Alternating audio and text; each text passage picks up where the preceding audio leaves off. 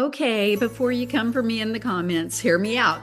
I'm a local realtor right here in Kansas City, and I truly love this place, but I also know it's not for everyone. So today I'm breaking down the 10 reasons you may not want to move to Kansas City. Some are funny, some are frustrating, and a couple might seriously make you rethink your plans, especially number 10. So stick around until the end. Hi, friends. I'm Cheryl McCormick with the #1 rated Rob Bellerman team at ReeceNichols Real Estate. And if you're looking to buy or sell in the Kansas City area, you're in the right place. Be sure to subscribe to my channel for weekly tours, market updates, and everything you need to know about life in Kansas City. So let's dive right in, guys. Reason number 1. You know the saying, if you don't like the weather in Kansas City, just wait 5 minutes? Well, it's a real thing. We can go from sunshine to thunderstorms in one afternoon, and from shorts to snow shovels within hours. One day you're in flip-flops, the next you're digging out your winter coat in April. And we get hot, humid summers, icy winters, and everything in between. And we can get some nasty thunderstorms with damaging winds and hail, and even occasionally tornadoes. If you're someone who thrives on consistency and stable conditions, Kansas City might just drive you a little crazy. Reason number 2, dreaming of mountain hikes or beach sunsets? Well, we've got neither. Kansas City is beautifully green and spacious, but we're landlocked. The scenery is charming in a sort of prairie meets urban kind of way. But if you live for ocean waves or mountain views, you might find yourself yearning for a weekend escape by plane. But here's the twist. Kansas City makes up for it with an insane park system, beautiful lakes, and trails that go on for miles. So while we're not the Rockies or the Pacific, outdoor lovers still find their groove here. Reason number 3, public transit. Don't count on it here in Kansas City. This isn't New York or Chicago. If you want to get around, you're probably going to need a car. And if you're used to subways or robust bus systems, Kansas City is going to feel like a transit desert. Public transportation is improving, but it's still limited, especially in the suburbs. Add in rising gas prices and traffic bottlenecks at rush hour, and it can be frustrating, but things are looking up. The Kansas City streetcar is currently under expansion due to open in the fall of 2025, and that will definitely help with commuting around the downtown, plaza, and riverfront areas. Also, there is major highway construction with continuing expansion work on US 69 and I-435.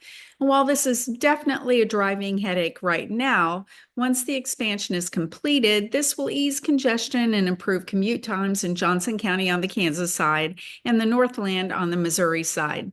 But here's a KC bonus: short commute times. Most people live just 20 to 30 minutes away from where they work. Most residents rely on cars, so if you don't drive or if you hate traffic, Kansas City might feel like a logistical nightmare. Reason number 4, if you're allergic to, well, nature, Kansas City can be tough. Spring and fall bring beautiful blooms and a pollen explosion. The beauty of our tree-lined neighborhoods comes at a price. Ragweed, mold, you name it. Our tree and grass pollen levels are intense, but if you come prepared with a solid antihistamine and maybe a good humidifier, you'll survive just fine. Many, like me, do. Reason number 5, Kansas City is huge, but also not so much. I'll explain. Kansas City can be confusing to newcomers because it's technically 2 cities, Kansas City, Missouri, and Kansas City, Kansas. Yep, we straddle 2 states, and Kansas City is massive in land area. You might think you're close to something until you realize it's a 30-minute drive. And while it feels spread out, the KC Metro is really a collection of neighborhoods, suburbs, and mini cities. It's big, but kind of not. Great if you love space, not great if you love efficiency. Planning your commute here is an art form. Going on, reason number 6, state line confusion. So I've just talked about the 2 different sides of Kansas City, Missouri, and Kansas City, Kansas. 2 cities with the same name, separated by a single road. Sounds simple, right? Wrong. The state line runs through neighborhoods, shopping centers, even school districts. It confuses newcomers, GPS systems, and honestly, even locals sometimes. but things can differ substantially depending on which side of the state line you live in. Things like school districts, taxes. Well, Kansas has higher income tax rates, but generally lower property taxes. But Missouri has a lower state income tax, but often higher property taxes. And also city services like trash pickup, recycling, snow removal. Those things can differ dramatically depending on whether you live on the Kansas side or Missouri side. Also, code enforcements are handled very differently on both sides of the state line, along with licensing, permits, and local laws. And the real estate market and appreciation can vary a lot depending where you are in the Kansas City metro area. Even home, auto, and health insurance premiums can vary depending on which side of the state line you live on. If you're considering moving here, you're going to definitely want to investigate both sides of the state line thoroughly before deciding which side of the state line is better for you. Reason number 7, we're not as affordable as we used to be. Kansas City used to be a hidden gem with ultra affordable homes, but these days, well, they're fading fast. We're seeing rising prices, fierce bidding wars, and new construction pushing prices even higher. The average prices for homes in Kansas City can vary from the mid-200s to the mid-500s, depending on where you are in the city, with an overall metro average of around the mid-300s. But $300,000 isn't going to stretch as far as it used to. But the silver lining? Property values are appreciating, and it's still cheaper than most major metros. Plus, you get more space and style than cities on the coasts. But if you think you're going to score a deal just by moving here, you might be in for a shock. Reason number 8, schools. Schools in Kansas City are a hit or miss, and they vary a lot by district. We have some of the top-rated schools in the entire nation, while other schools, well, not so much. If you have kids, you're going to need to do your homework to find the right neighborhood because where you live can make a massive difference in what school your child attends. Reason number 9, property taxes. Even if you score a home at a decent price, Kansas City's property taxes can pack a punch. Missouri and Kansas have very different tax rates, and even neighborhoods within the same city can vary significantly. I always advise clients to calculate total monthly cost, not just the mortgage, because those taxes add up fast. And don't forget to add in those homeowners' insurance costs.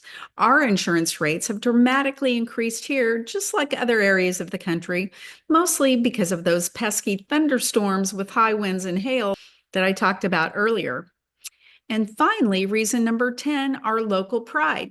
Kansas Cityans are fiercely proud of this town. We rep our barbecue like it's a personality trait, and Kansas Cityans will argue over which barbecue is the best, like Joe's KC, Q39, Jack Stack. Well, there's really not a wrong answer.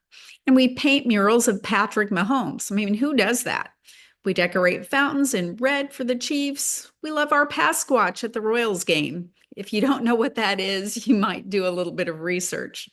And we love our men's and women's soccer. And we love telling people how underrated our city is.